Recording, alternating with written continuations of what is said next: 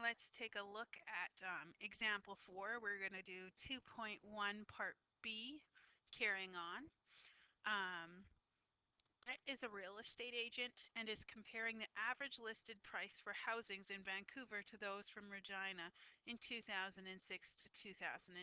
So we're doing a comparison, Regina versus Vancouver. So you can take a look in 2006, Regina and Vancouver, there was a huge difference in pricing. And as we carry on, it looks like Vancouver's pricing is staying relatively the same in 2006, 2007, 2008.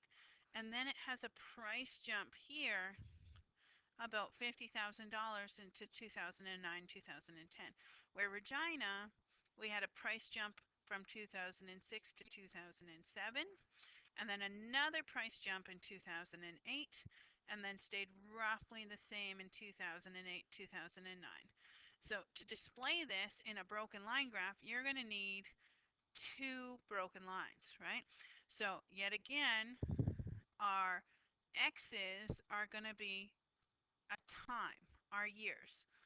Our y's are going to be the actual price. So if we look here, here's our year, 2006, 2007, 2008, 2009.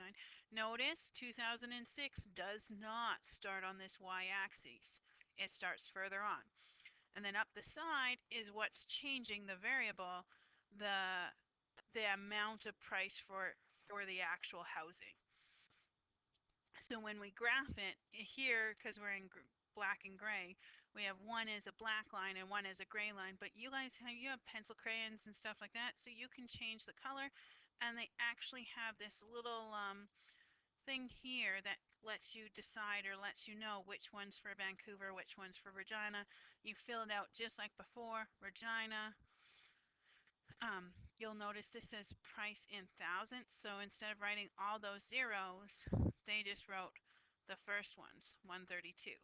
So 132 is roughly right in there for Regina, and for Vancouver, 571. 571 is roughly here. And it looks like each one of these lines are 50. Okay, like I said, you're going to have to make sure that scale works.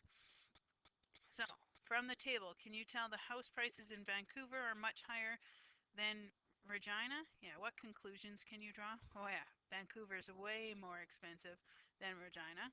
Okay, what can you tell from the graph more readily than from the table?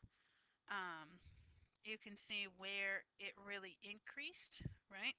Here, 2007 to 2008, it increased in Regina, whereas between 2008 2009, it really increased in Vancouver. Um, Other than that, you'll notice very similar things.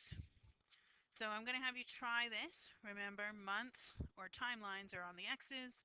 The dependent ones are on the y values. So use the graphs that I've printed off for you to actually complete some of this. Okay, and then we'll carry on with with 2.1 part C, some new skills.